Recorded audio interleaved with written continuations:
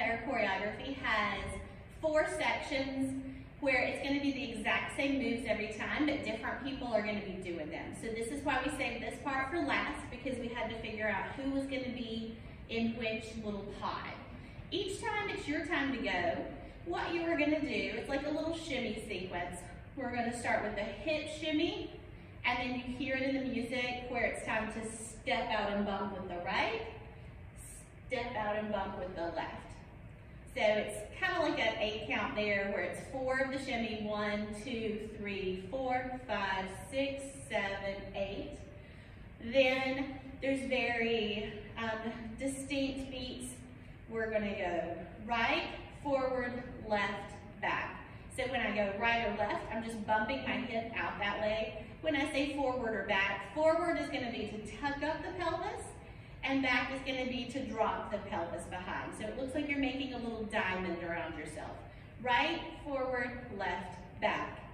And then that's going to be followed by 2 hip circles that are going in the clockwise direction, because those bumps that we were just doing were going in the counterclockwise direction, excuse me. They're going to follow that same direction. We were going counterclockwise with the bumps, so we're going to take those hips counterclockwise, and then we're going to roll it up and pop the chest on the roll up for that final beat. And you can hear in the music how it's a very syncopated beat there.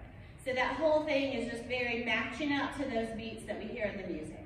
Now that exact phrase happens 4 times in the music.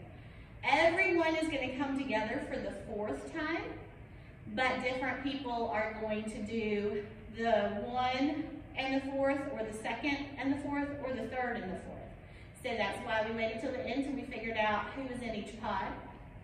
Any of the times that you're waiting, because you're always going to be waiting through 2 of those phrases, we're just going to have our hands down and our arms are strong and our hands are framing our hips.